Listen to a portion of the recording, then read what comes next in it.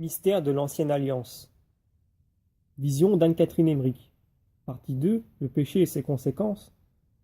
Chapitre 13. L'offrande du pain et du vin par Melchisédek. J'ai vu plusieurs fois Melchisédek avec Abraham. Il venait de la même façon que les anges qui souvent se manifestaient à Abraham.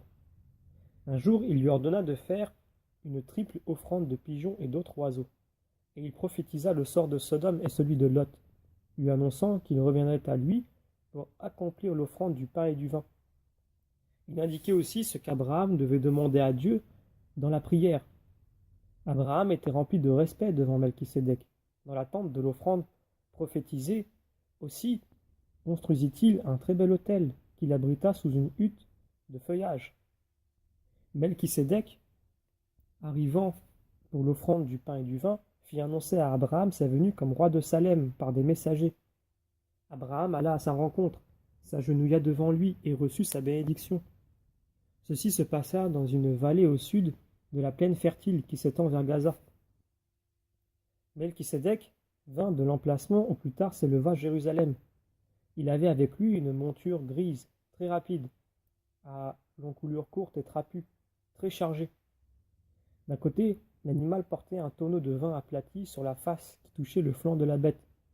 De l'autre côté, une caisse dans laquelle se trouvaient dressés les uns contre les autres des pains plats de forme ovale, ainsi que le calice même que j'ai vu plus tard lors de l'institution du Saint-Sacrement, au cours de la scène, et des gobelets en forme de petits faits.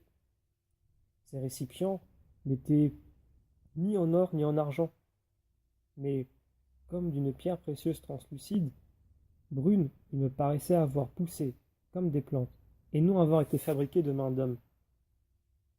Melchisédek faisait la même impression que le Seigneur au cours de sa marche apostolique. Il était très mince et grand, extrêmement grave et doux. Il portait un long vêtement, si blanc et lumineux que cela me rappelait le vêtement blanc dans lequel le Seigneur se montra à la transfiguration. La tunique d'Abraham était toute terne en comparaison. Il portait également une ceinture ornée de lettres, comme en eurent plus tard les prêtres juifs, et je vis que comme eux, il était coiffé, pour cette offrande, d'un couvre-chef plissé. Ses cheveux étaient d'un jaune éclatant, comme de la soie longue et lumineuse, et son visage rayonnant. Le roi de Sodome avait déjà établi ses campements non loin d'Abraham, lorsque Melchisédek s'approcha. Et, aux alentours, étaient de nombreuses personnes avec des animaux, des sacs, des coffres. Tous étaient très silencieux et prêts pour une fête, remplis de respect envers Melchisédek, dont la présence les intimidait. Melchisédek s'approcha de l'autel. Il s'y trouvait une sorte de tabernacle dans lequel il déposa le calice. Il y avait aussi un creux sur l'autel, sans doute pour le sacrifice.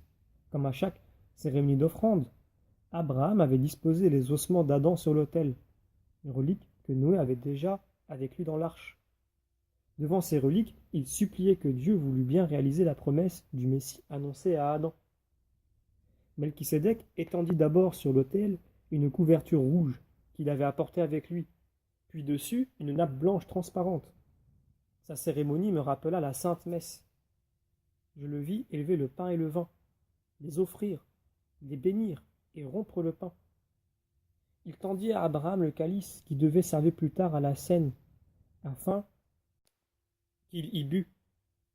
Les autres burent dans les petits gobelets qui furent présentés à tout le peuple, par Abraham et par les assistants les plus rapprochés de l'autel, ainsi que le pain rompu. Ils reçurent des morceaux plus grands que ceux qui furent donnés à la scène. Je vis ces morceaux briller, ils étaient seulement bénis et non consacrés. Les anges ne peuvent pas consacrer. Tous furent stimulés à se tourner vers Dieu. Melchisédek tendit à Abraham du pain et du vin pour son usage, et celui-ci reçut du pain plus fin et plus lumineux que les autres. Il en obtint beaucoup de force et un tel accroissement de sa foi qu'il n'hésita pas, ultérieurement, à offrir son fils, enfant de la promesse, sur l'ordre de Dieu. Il prophétisa et dit ces paroles. Ce n'est pas ce que Moïse donna aux Lévites sur le Sinaï.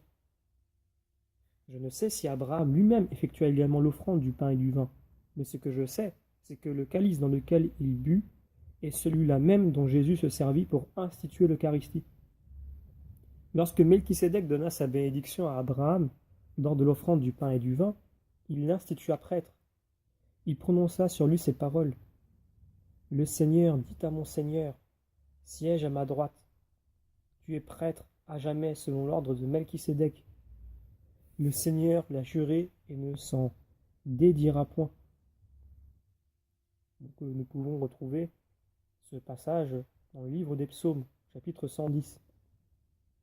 Il étendit les mains sur Abraham, et par la suite, celui-ci lui versa la dîme, et j'eus connaissance de la signification du versement de la dîme par Abraham. Mais je ne me souviens plus de la cause pour laquelle c'était si important. J'ai vu aussi que lorsque David composa ce psaume, il eut une vision de la consécration d'Abraham par Melchisédek, et qu'il reprit les paroles de ce dernier en leur donnant une portée prophétique. Les mots « siège à ma droite » ont une signification particulière. Lorsque la génération éternelle du Verbe m'est montrée sous forme d'image, je vois le Fils sortir de la droite du Père dans une manifestation lumineuse, entourée d'un triangle, comme lorsqu'on représente l'œil de Dieu. Donc une petite note, c'est un motif architectural et pictural très utilisé en Allemagne à l'époque baroque. Triangle équilatéral enfermant un œil ouvert.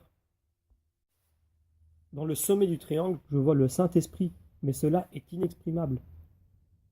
J'ai vu également Ève sortir du côté droit d'Adam, et les patriarches qui portaient la bénédiction de leur côté droit, ils plaçaient à leur droite les enfants à qui ils donnaient leur bénédiction. Jésus a reçu le coup de lance à droite, et l'Église est née de son côté droit. Lorsque nous entrons dans l'Église, nous pénétrons dans le côté droit de Jésus, et sommes unis en lui au Père.